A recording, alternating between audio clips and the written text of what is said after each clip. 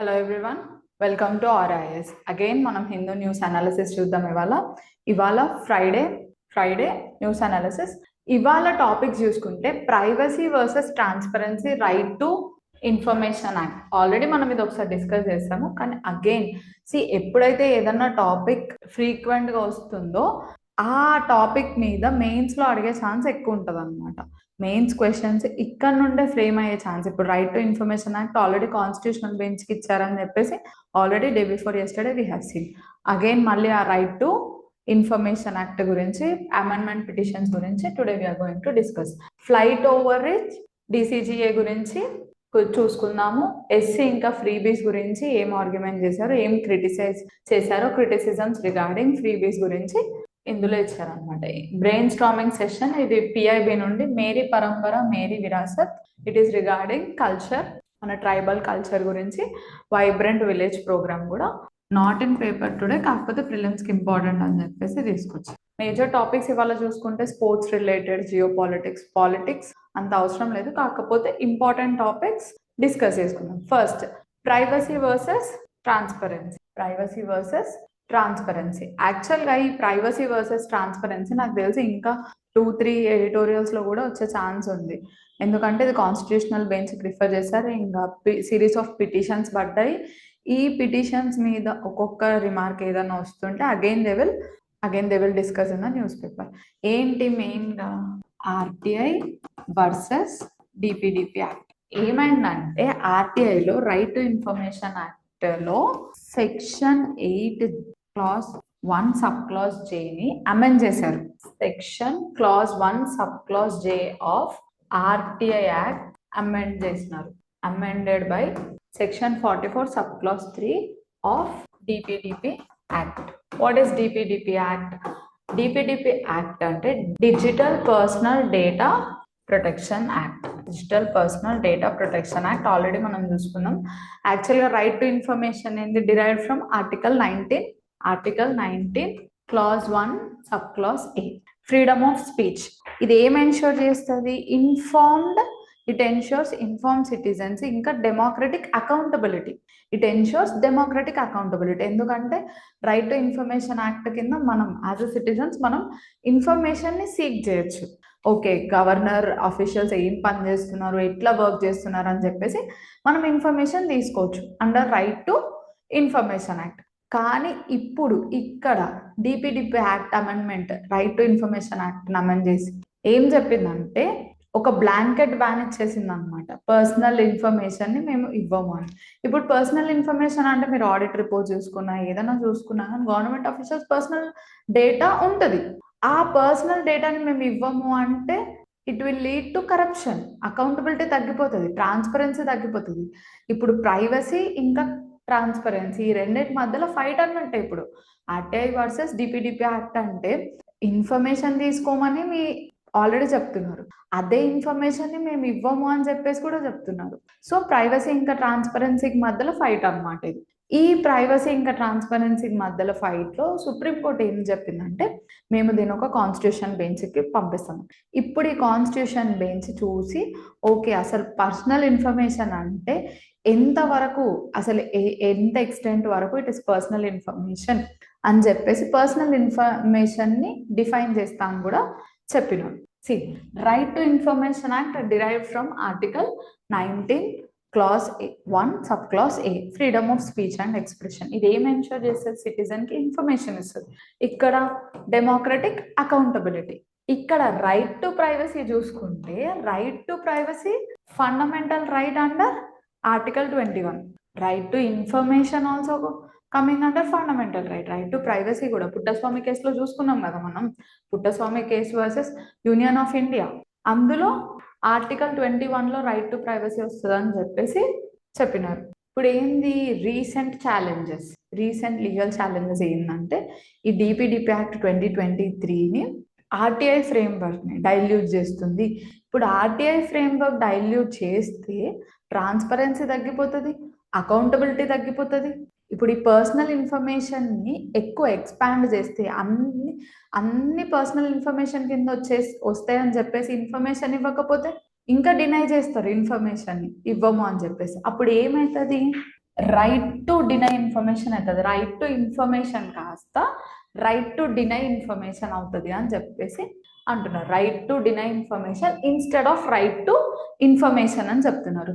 C these statements you can use in your mains answer. Mains ఆన్సర్స్లో ఇలాంటి statements మీరు use చేయొచ్చు అని ఆర్గ్యూ చేస్తున్నారు. యాక్చువల్గా ఫస్ట్ ఏమైంది అంటే DPDP act section 8 clause 1 sub clause J of RTIని అమెండ్ చేసింది. ఏంది ఎర్లియర్ ఏముందంటే పర్సనల్ ఇన్ఫర్మేషన్ డిస్క్లోజ్ చేయొచ్చు ఒకవేళ personal information large public interest లో ఉంటే. సో ఇప్పుడు అట్లా కాదు, wider protection to personal information. They have given wider protection to personal information. ఎక్కువ ప్రొటెక్షన్ ఇస్తే ఎక్కువ డినైల్ ఉంటుంది. ఇంకా అప్పుడు మొత్తం RTI రిక్వెస్ట్లు అన్ని రిజెక్ట్ చేసేయచ్చు government authorities, public authorities citing personal data అని చెప్పేసి డినై చేస్తే ఏమైపోతుంది? ఫస్ట్ ఏముండే transparency with limited privacy exemption ఉండే. ఇప్పుడు ప్రైవసీ మే ఓవర్ రైడ్ ట్రాన్స్పరెన్సీ. ఇందులో అంతా ఇదే ఆర్గ్యూ చేస్తున్నారు. Clear? Privacy is very important, కాకపోతే అదొక టూల్ కావద్దు, మొత్తం ట్రాన్స్పరెన్సీని బ్లాక్ చేయడానికి ఒక టూల్ కావద్దు అని ఆ ఆర్టికల్లో ఆర్గ్యూ చేస్తున్నారు. ఫస్ట్ యాక్చువల్గా అసలు కాన్ఫ్లిక్ట్ ఏంది? How much information should be disclosed? అసలు ఎంత ఇన్ఫర్మేషన్ డిస్క్లోజ్ చేయొచ్చు పర్సనల్ డేటా ఇన్వాల్వ్ అయినప్పుడు? ఆ డిస్క్లోజ్ చేసిన ఇన్ఫర్మేషన్ ఆ ఇన్స్టిట్యూషన్ మీద ఎంత how much it will effect the institutional independence, ఇంకా పబ్లిక్ అథారిటీని ఎలా కన్సర్న్ చేస్తుందని చెప్పేసి యాక్చువల్గా కోర్ కాన్ఫ్లిక్ట్స్ ఇవన్నమాట. ఇప్పుడు ఏమైందంటే మన సుప్రీంకోర్టు ఏం చెప్పింది, ఇవన్నీ మైండ్లో పెట్టుకొని we are going to define what is personal information. ఇప్పుడు ఇక్కడ యాంటీ కరప్షన్ మీద కూడా ఎఫెక్ట్ ఇస్తుంది. మనకి ఎక్కువ ఇన్ఫర్మేషన్ ఇవ్వకపోతే కరప్షన్కి ఎక్కువ ఇది అవుతుంది. యాంటీ కరప్షన్ అనేది impact on anti corruption. RTI exposed many స్కామ్స్లో అయినా మీరు కేసెస్లో చూసినప్పుడు RTI చాలా హెల్ప్ చేసింది. కానీ ఇప్పుడు ఈ RTIని అమెండ్ చేస్తే కరప్షన్ అనేది ఎక్కువ అవుతుంది. స్ట్రాంగర్ ప్రైవసీ షీల్డ్ అంటే మనకేంది? Less exposure of corruption. Next ఇంకా it will affect journalism also. యాక్చువల్గా జర్నలిస్టులు ఏం చేస్తారు? They use RTI for investigative reporting. ఈ ఇన్వెస్టిగేటివ్ రిపోర్టింగ్లో ఈ ఇన్ఫర్మేషన్ యూజ్ చేసినందుకు ఫైన్స్ కూడా ఉంది. Now it will affect journalism కూడా ఎఫెక్ట్ చేస్తుంది అని చెప్పేసి ఇందులో ఇచ్చినారు. ఇప్పుడు ఏంటంటే when we compare with GDPR EU, when we compare general data protection rule of EU, అందులో ఏమిస్తుంది మనకి? Explicit protection for journalist activities, explicit గా ప్రొటెక్షన్ ఇచ్చింది. ఇంకా పబ్లిక్ ఇంట్రెస్ట్ ఎగ్జెంప్షన్స్ ఇచ్చింది. Balance between privacy and transparency.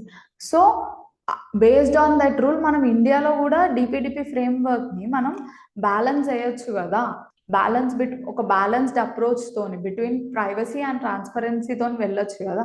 ఇక్కడ నో స్ట్రాంగ్ జర్నలిజం ఎగ్జెంప్షన్ లేదు అసలు. యాక్చువల్లీ గ్రేటర్ ఎగ్జిక్యూటివ్ డిస్క్రిషన్ ఈ జనరల్ డేటా ప్రొటెక్షన్ రెగ్యులేషన్ కిందనేమో మంచిగా ప్రొటెక్షన్ ఇస్తున్నారు, కానీ ఇక్కడ ఏం ప్రొటెక్షన్ లేదు. మళ్ళీ ఎగ్జిక్యూటివ్ ఒక యాక్ట్ పాస్ చేసి అమెండ్ చేసేస్తుంది. Right to information act amend చేసేయచ్చు. అంటే గ్రేటర్ ఎగ్జిక్యూటివ్ డిస్క్రిషన్ ఉందని చెప్పేసి ఇందులో చేసినాం. సో ఈ arguments in favour and against ఇవన్నీ మీరు మీ మెయిన్స్ క్వశ్చన్స్ లో యూజ్ చేసి you can give a good way forward. ఒక బ్యాలెన్స్డ్ అప్రోచ్ తో వెళ్ళాలి, బ్యాలెన్స్ బిట్వీన్ ప్రైవసీ ఇంకా ట్రాన్స్పరెన్సీ, RTIకి ఫుల్ స్ట్రెంగ్త్ ఇవ్వాలి, అసలు ఎట్లా ఇంటర్ప్రిట్ చేయాలి పర్సనల్ ఇన్ఫర్మేషన్ అనేది సుప్రీంకోర్టు జడ్జిమెంట్ వస్తే you can quote that judgement also. ఇంకా పుట్టస్వామి కేసు మీరు ఎగ్జాంపుల్ ఇవ్వచ్చు. పబ్లిక్ ఇన్ఫర్మేషన్ ఆఫీసర్ కేసు 2019, ఆ కేసు గురించి కూడా మీరు ఈ జడ్జిమెంట్స్ రాయొచ్చు అనమాట ఎగ్జామ్ క్వశ్చన్స్ లో. One question, balancing privacy and transparency is the key challenge in India's evolving information regime. Privacy ఇంకా ట్రాన్స్పరెన్సీ గురించి వచ్చింది కీ ఛాలెంజ్. ఆ కీ ఛాలెంజ్ని ఎట్లా ఓవర్కమ్ చేయాలనేది వే ఫార్వర్డ్ ఇచ్చి ఒక మంచి కంక్లూజన్ తోని డిస్కస్ చేసి రాసి you can send in the Telegram. One MCQ on this: which section of the RTI Act deals with exemption related to personal information? A. Section 4, B. Section 6, C. Section 8, Clause 1, J. Section 20. మనం ఇంతసేపు దేని గురించి మాట్లాడుకున్నాం? Section ఏ. ఇంత direct questions అడగరు, కానీ ఏంటంటే మీకు ఆర్టీఐ గురించి ఒక ఐడియా ఉండాలి. What is RTI? ఆర్టీఐ ఇచ్చేసి they can ask fundamental right also స్టేట్మెంట్స్లో. ఇది ఏ ఫండమెంటల్ రైట్లో it's part of which fundamental right అని చెప్పేసి, మళ్ళీ ఇంకా రైట్ టు ప్రైవసీ కూడా అడగచ్చు. ఆర్టికల్ 21, ఆర్టికల్ 19 అని చెప్పేసి అట్లాంటి స్టేట్మెంట్స్ అడిగి కూడా ఇవ్వచ్చు. So second topic flight overreach. ఈ ఫ్లైట్ ఓవర్ రీచ్ లో డిస్ట్రప్టివ్ ప్యాసెంజర్స్ గురించి, డిస్ట్రప్టివ్ ప్యాసెంజర్స్ మీద ఏవైతే రూల్స్ ఉన్నాయో already they are dealing with summon. ఏంటంటే హూ ఆర్ డిస్ట్రప్టివ్ ప్యాసెంజర్స్ ఎవరైతే రెస్పెక్ట్ ఇవ్వరు ఎయిర్ క్రాఫ్ట్ వాళ్ళకి కానీ, క్రూ ఇన్స్ట్రక్షన్స్ వాళ్ళకి కానీ. కొంతమంది రూడ్గా బిహేవ్ చేస్తారు ఎయిర్పోర్ట్లో కానీ, లేకపోతే ఫ్లైట్ ఎక్కాక క్రూ మెంబర్స్తో కానీ. వాళ్ళని మనం అన్రూలీ ఆర్ డిస్ట్రప్టివ్ ప్యాసెంజర్స్ అంటాం. సో ఈ డిస్ట్రప్టివ్ ప్యాసెంజర్స్కి ఆల్రెడీ కొన్ని రూల్స్ ఉన్నాయి how to deal with them అని. కానీ ఇప్పుడు DGCA Directorate General of Civil Aviation, DGCA, has proposed amendments to rules dealing with unruly or disruptive passengers. Actually, DGCA and it's an apex statutory body of Ministry of Civil Aviation, regulatory body. ఎప్పుడు form అయింది? Formed in 1947.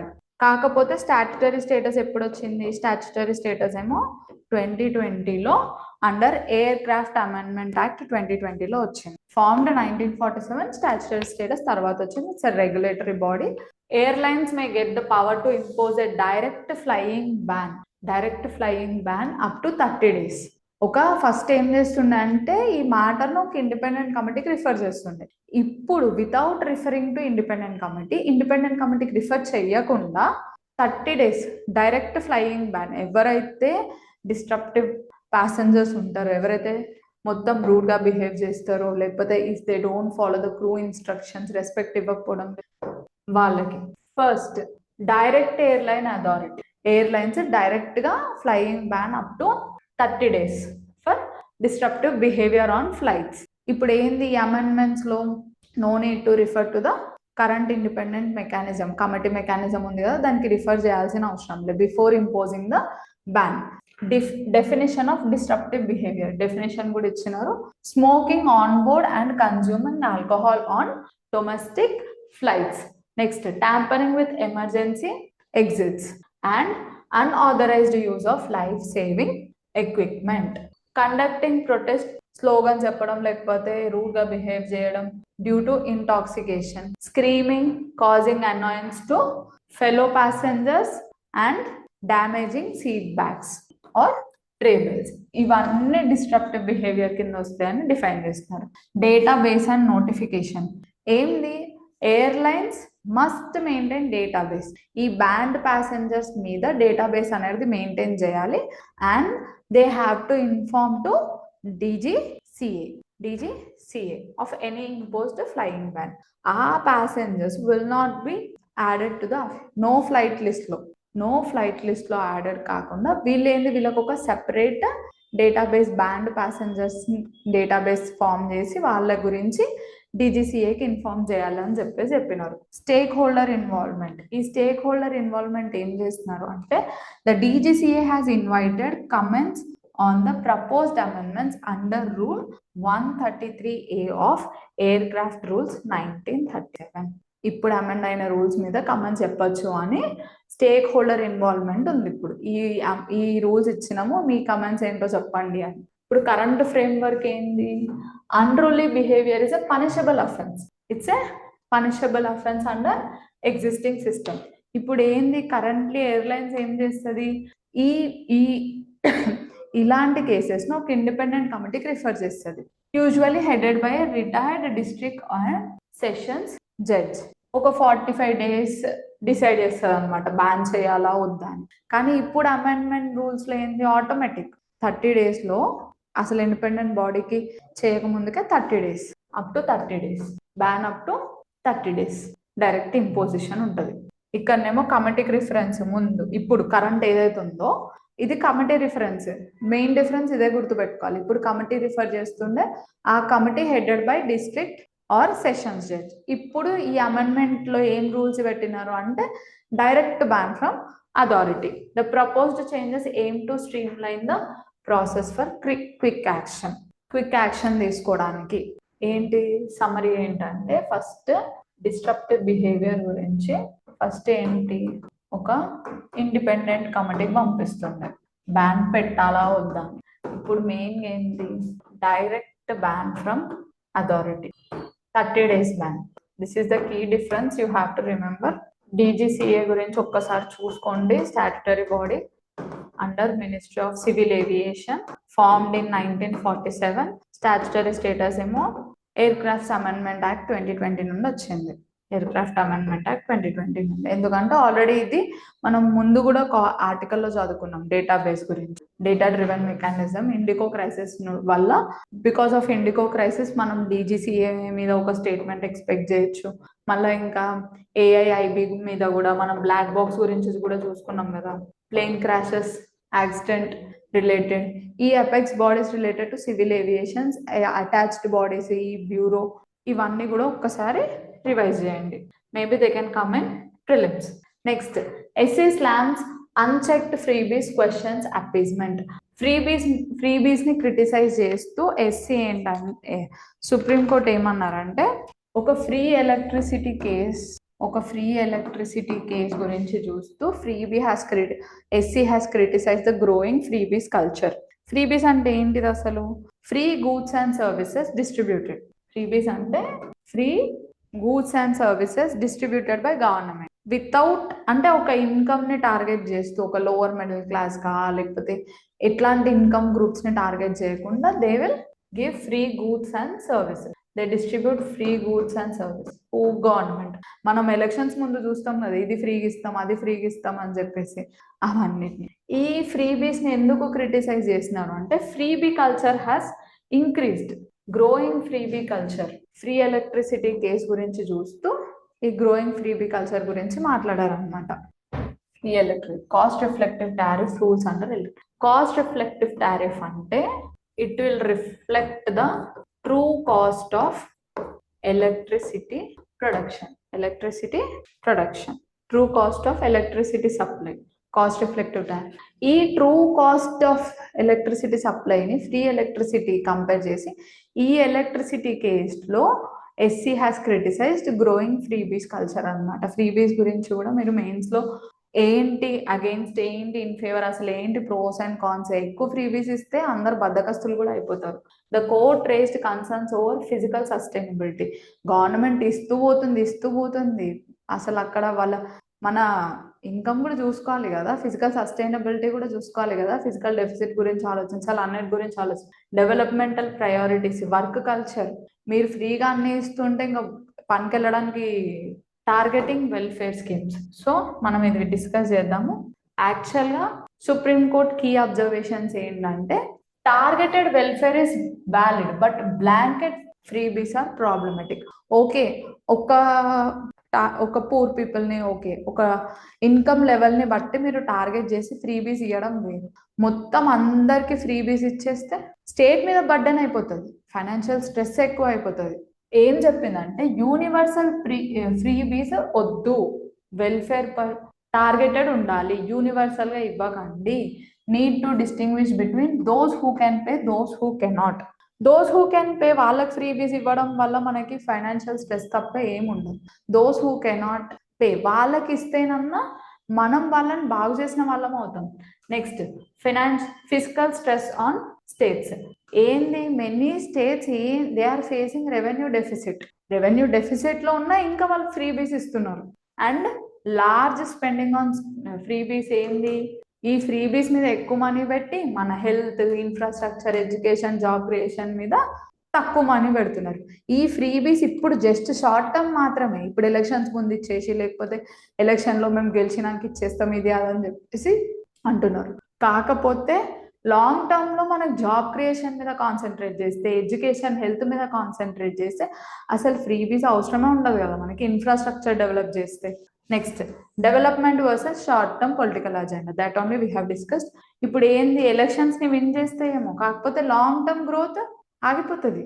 మనం డబ్బులన్నీ తీసుకొని పోయి free బీస్ మీద పెడితే development గురించి ఆలోచించకుండా హెల్త్ సెక్టర్ అట్లనే ఆపేసి ఎడ్యుకేషన్ ఆపేస్తే ఇప్పుడు 4 రోజుల మటుక ల్యాప్టాప్ చూసుకొని మురిసిపోతారేమో, ఒక స్కూటర్ ఇస్తే తిరుగుతారేమో. ఆ స్కూటర్ తర్వాత ఇప్పుడు జాబ్ క్రియేషన్ చేస్తే జాబ్ మంత్లీ శాలరీ వస్తుంది, అప్పుడు ఆ ఫ్యామిలీ అంతా బాగుపడుతుంది. Yes, tax payer money must be used for public assets. Next, impact on work culture. కంటిన్యూస్గా ఫ్రీ బీస్ ఇస్తే ఏమవుతుంది? Reduce incentive of work, dignity of లేబర్ని ఎఫెక్ట్ చేస్తుంది. Create employment not dependency. మీరు ఎంప్లాయ్మెంట్ని క్రియేట్ చేయండి, జాబ్స్ ఇవ్వండి, జాబ్ క్రియేషన్ అది ఉండాలి, కానీ డిపెండెన్సీ కాదు. ఓకే, మీరు ఇది ఇస్తున్నారు ఫ్రీగా, మేము ఇది చేస్తున్నాము అని చెప్పేసి.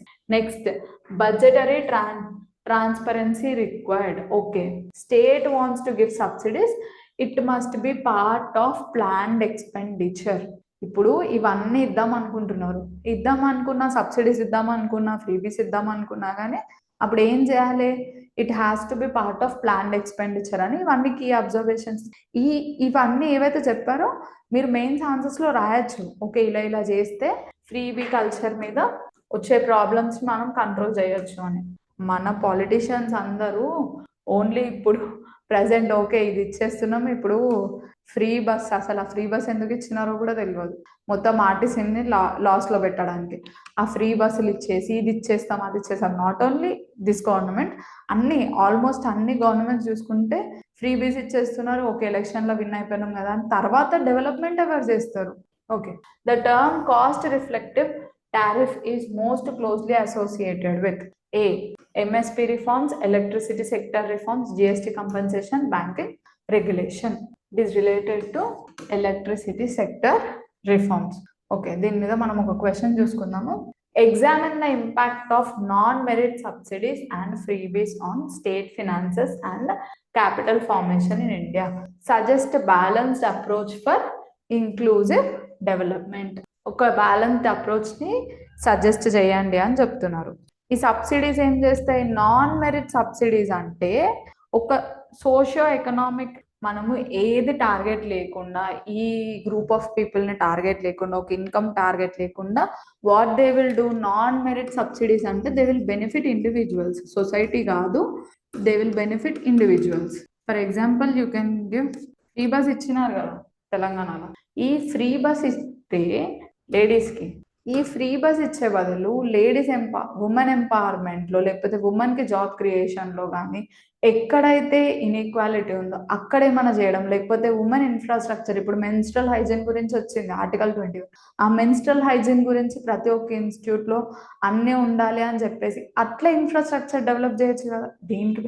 దీన్ని పెట్టి ఆర్టీసీలో ఇప్పుడు ఇక్కడ ఇండివిజువల్ బెనిఫిట్ ఉంది, కానీ సొసైటీకి ఓకే, ఒక శాలరీలో ఒక 10 రూపాయలు, రోజుకు ఒక 50 రూపాయలు మిగులుతున్నాయేమో, కానీ సొసైటీకి ఇప్పుడు ఇది చేస్తే మీరు ఇన్ఫ్రాస్ట్రక్చర్ డెవలప్ చేసిన, హెల్త్ పరంగా డెవలప్ చేసిన, లేడీస్కి ఉమెన్ ఎంపవర్మెంట్ ఏదైనా చేసినా కానీ ఫ్యూచర్ జనరేషన్ వాళ్ళకు కూడా యూజ్ అవుతుంది కదా. వాళ్ళు ఇంకా మంచిగా పని చేసుకుంటారు, వాళ్ళ హెల్త్ కరెక్ట్గా ఉంటే ఫ్యామిలీ అంతా కూడా మంచిగా ఉంటారు. మీరు హెల్త్ సెక్టర్లో ఇన్వెస్ట్ చేస్తే, లేకపోతే వేరే ఇంకే సెక్టర్లోనైనా. సో నాన్ మెరిట్ సబ్సిడీస్, ఇంకా ఈ ఫ్రీ బీస్, ఇప్పుడున్న గూడ్స్ అండ్ సర్వీసెస్ మీద మీరు సబ్సిడీ తగ్గించేసినా, లేకపోతే తీసేసినా, లేకపోతే ఫ్రీగా గూడ్స్ అండ్ సర్వీసెస్ ఫ్రీ బీస్ కింద ఇచ్చినా కానీ స్టేట్ ఫినాన్సెస్ ఇంకా క్యాపిటల్ ఫార్మేషన్ మీద ఏం ఇంపాక్ట్ పడుతుందో అని చెప్పేసి ఆ ఇంపాక్ట్స్ అన్ని రాసి మీరు ఒక బ్యాలెన్స్డ్ అప్రోచ్, ఒక వే ఫార్వర్డ్ ఇవ్వాలి. Way forward, you can use examples, not only Telangana, any other examples also in your mains answer. 2027కి ప్రిపేర్ అయ్యే వాళ్ళు ఈ ఆన్సర్ రాసి టెలిగ్రామ్లో పంపిస్తే మేము ఫ్రీగా ఎవాల్యుయేట్ చేసి పంపిస్తాం. నెక్స్ట్, ఇది పిఐబిలో వచ్చింది. Brain storming session on Meri Parampara Meri Virasat. ఒక బ్రెయిన్ స్టార్మింగ్ సెషన్ పెట్టారు న్యూఢిల్లీలో. యాక్చువల్గా ఏంటి ఫోకస్? మేరీ పరంపర మేరీ విరాసత్ అంటే preservation and digital documentation of tribal cultural heritage. Tribal కల్చర్ని మొత్తం మనం ప్రిజర్వ్ చేసి ఒక డిజిటల్ డాక్యుమెంటేషన్ చేయాలని. Now this is linked with Mera Gaon Mera Dharohar, MGMD. ఈ ప్రోగ్రామ్ యాక్చువల్గా national mission on cultural mapping కింద వస్తుంది under ministry of culture. So ఇందులో ఏంటంటే విలేజెస్ కల్చర్, ఇక్కడ ఇక్కడ అన్ని విలేజెస్ కల్చర్ని, ఇక్కడనేమో స్పెసిఫిక్గా Meri Parampara Meri Virasat comes under MGMD. ఇదేమో మొత్తం అన్ని విలేజెస్లో ఉన్న కల్చర్స్ని, ఈ ఎంపీఎంవి ఏమో tribal cultures. This you have to remember. MPMV tribal, MG all. Joint initiative of ministry of culture and panchayat Raj. ఇక్కడ కీ గవర్నెన్స్ ఇన్నోవేషన్ ఏంటంటే Gram Sabha as the nodal unit for cultural documentation చేయడానికి మన గ్రామ్ సభ నోడల్ యూనిట్ లాగా act చేస్తుంది. Under this మనకు 2 broad themes ఉన్నాయి. First ఏంటి, documentation and digital preservation. Next ఏంటి, ఇంప్లిమెంటేషన్ ఫ్రేమ్వర్క్. డాక్యుమెంటేషన్ ఇంకా డిజిటల్ ప్రిజర్వేషన్ ఏం చేస్తుంది, అందులో ఏంటంటే ఓరల్ ట్రెడిషన్ని రికార్డ్ చేయడం కానీ, లేకపోతే ఆర్టిఫాక్ట్స్ని డిజిటైజేషన్ చేయడం కానీ, జియో ట్యాగింగ్, ఇంకా ట్రైబల్ లాంగ్వేజ్ ప్రిజర్వేషన్ కానీ, ఇవన్నీ ఉంటాయి అన్నమాట.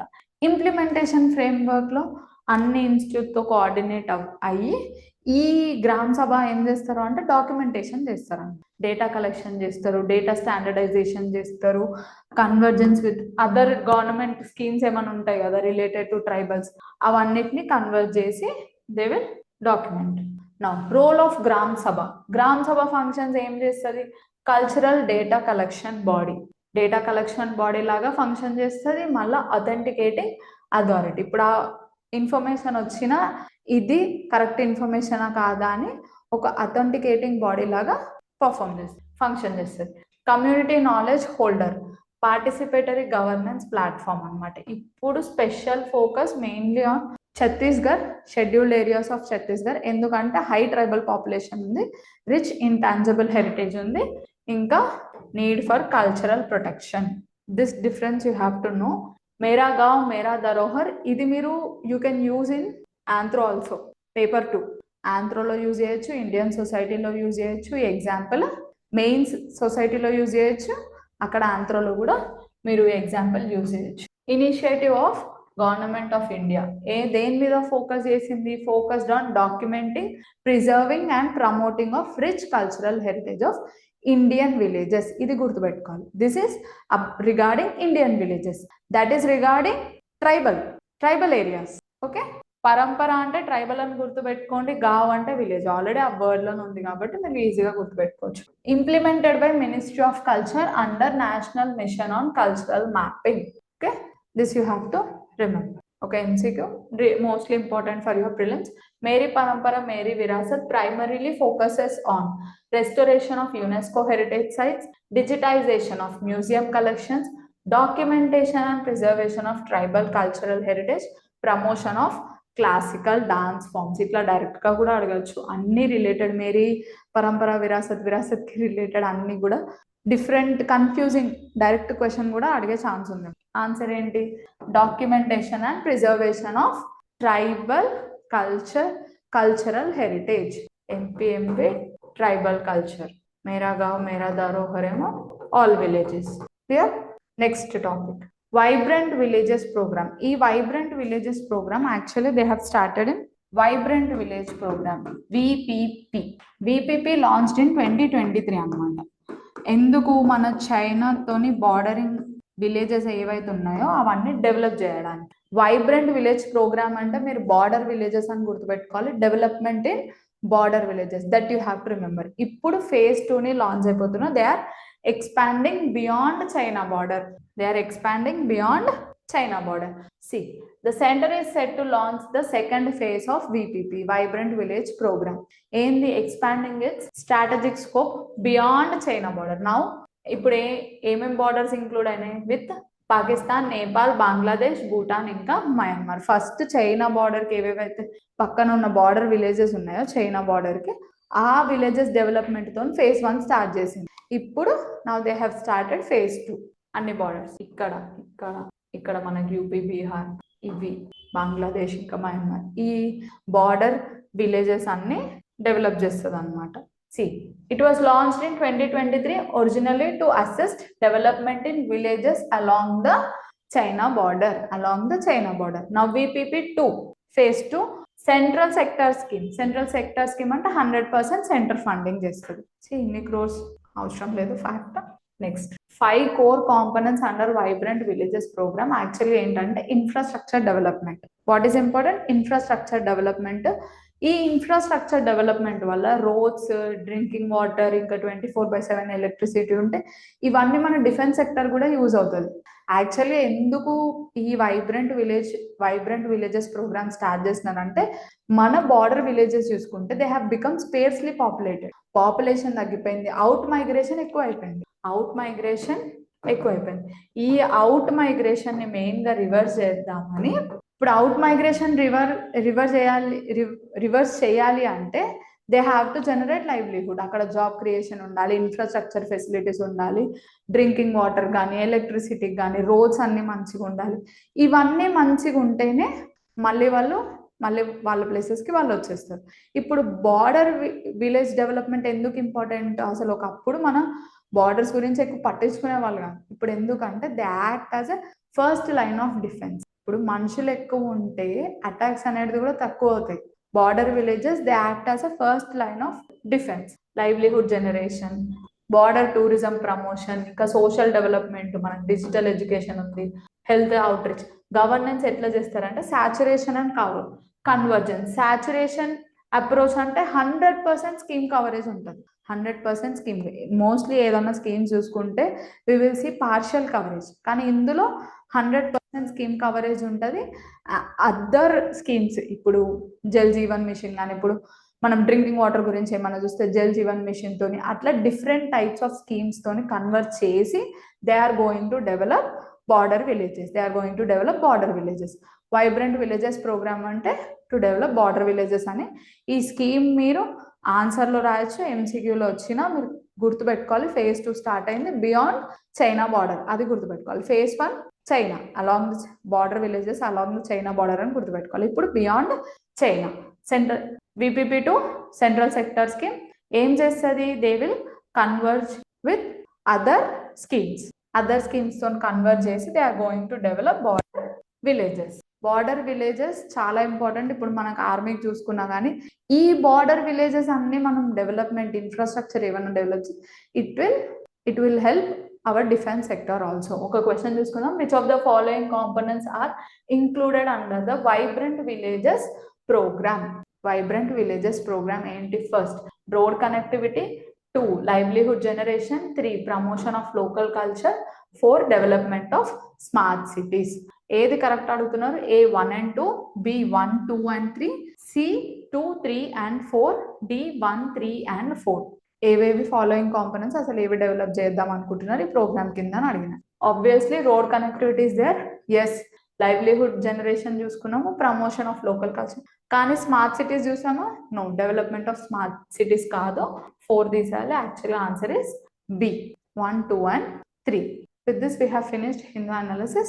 Again మళ్ళీ tomorrow we are going to discuss other topics. హిందూలో ఏమేమి వస్తాయో అవన్నీ డైలీ ఒకసారి ఫస్ట్ హెడ్లైన్స్ చదవండి. హిందూ పేపర్ ఏదన్నా కరెంట్ ఇష్యూ వచ్చినప్పుడు ఇష్యూ లాగా చూడండి. ఓకే, చదవాలి ఇది ఇప్పుడు చదవాలి అన్నట్టు మీరు ఒక హిస్టరీ లాగా ఇది ఇలా అయిందని చెప్పేసి చేసుకోకండి. ఇప్పుడు ఆర్టీఐ వచ్చింది, ఆల్రెడీ అది న్యూస్లో ఉంది, దాన్ని ఇంటర్లింక్ చేయండి. ఓకే, దీన్ని ఎలా రాయొచ్చు మన ఎగ్జామ్లో అని చెప్పేసి మీరు ఆలోచించుకొని మీరు హిందూ పేపర్ చదువుకుంటే ఆ ఇష్యూ మీకు బాగా గుర్తుంటుంది. దానికి రిలేటెడ్ ఏదైనా టాపిక్ వచ్చినా కానీ you can easily write that example in your mains answer writing. Even ప్రిలిమ్స్లో కూడా మీకు అది యూజ్ అవుతుంది.